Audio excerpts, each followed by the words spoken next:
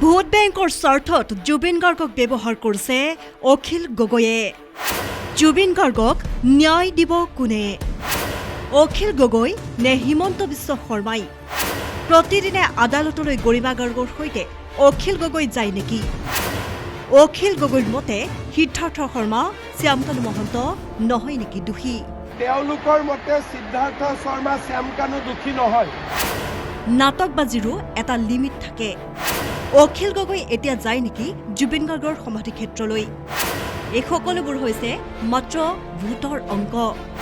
মানুহক ঠগাৰো এটা লিমিট আছে।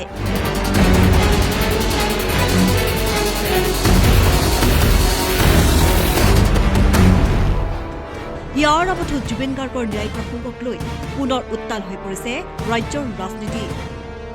উল্লেখনীয় যে ৰাইজৰ দলে ইস্তাহাৰ মুকলি কৰাৰ পিছতেই ৰাজনৈতিক অস্ত্ৰ হিচাপে হাৰ্টথ্ৰব জুবিন গাৰ্গক ব্যৱহাৰ কৰি অখিল গগৈয়ে উল্লেখ কৰিছিল যে ৰাইজৰ দলৰ চৰকাৰ আহিলে জুবিন গাৰ্গক ন্যায় প্ৰদান কৰাটো হ'ব ৰাইজৰ দলৰ চৰকাৰৰ মূল লক্ষ্য। আৰু আমাৰ এই গোটেই ইস্তাহাৰখনৰ এটা প্ৰধান বস্তু হ'ব জুবিন গাৰ্গক ন্যায় প্ৰদান কৰা। জুবিন গাৰ্গক ন্যায় প্ৰদান কৰা হ'ব আমাৰ ৰাইজৰ দলৰ 2026 চনৰ নিৰ্বাচনী ইস্তাহাৰৰ এটা প্ৰধান বিষয়। যশস্বী শিল্পী জুবিন গাৰ্গৰ মৃত্যু বা হত্যাৰ পুনৰ তদন্তৰ ব্যৱস্থা কৰা হ'ব।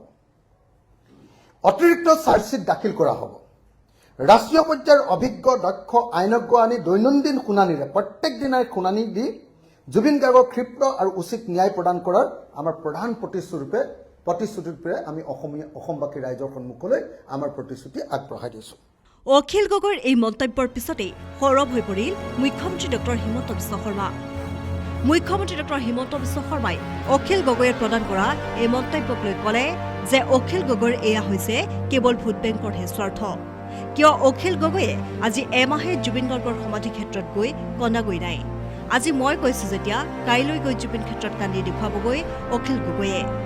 জুবিন গাৰ্গক আমি ন্যায় দিলোৱেই। অখিল গগৈৰ দৃষ্টিত শ্যামকানু, সিদ্ধাৰ্থ দোষী নহয়। তাৰমানে আজি গৰিমা গাৰ্গ যে প্ৰতিদিনে জুবিন গাৰ্গৰ কেছৰ শুনানিলৈ গৈ আছে, গৰিমাৰ সৈতে গৈছে নেকি অখিল গগৈ? যদি সঁচাকৈয়ে জুবিন গাৰ্গক ভাল পায় তেন্তে কিয় উকিল লোৱা নাই অখিল গগৈয়ে?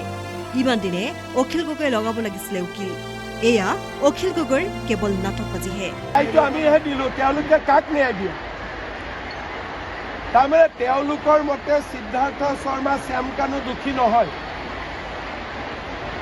তেওঁলোকে কি কৈ আছে? ন্যায় দিম মানে কি? আজি ন্যায়ালয়ৰে ন্যায় দিয়াৰ কাম আৰম্ভ হৈ পৰিল। অখিল গগৈয়ে কাক ন্যায় দিব? গৰিমা শইকীয়া ডেইলি আদালতৰ শুনানিত যায়, অখিল গগৈ যায় নেকি? নাযায়তো। কেনেকে ন্যায় দিব মোক কওকচোন। এইবিলাক নাটকবাজিৰো এটা লিমিট আছে। এতিয়া অখিল গগৈ কিমান দিন গৈ সমাধিত কান্দা নাই? এতিয়া যায় নেকি? আজি মই মনত পেলাই দিয়াৰ কাৰণে কালি যাব। আজিতো একমাহ সমাধিত এদিনো যোৱা নাই। এইবিলাক হ'ল চব ভোটৰ অংক। জুবিনক ভাল পালে ক'লেহেঁতেন যে কোৰ্টে যাতে শাস্তি দিয়ে, আমিও এজন উকিল লগাম। অখিল গগৈয়ে কাৰোবাক উকিল লগাইছে? যদি উকিলেই লগোৱা নাই তেওঁলোকে কেনেকে ন্যায় দিব মোক কওকচোন। মানুহক ঠগুৱাৰোতো এটা লিমিট আছে নহয়। বিশেষ প্ৰতিবেদন, নিউজ ডেস্ক ৰিপৰ্ট।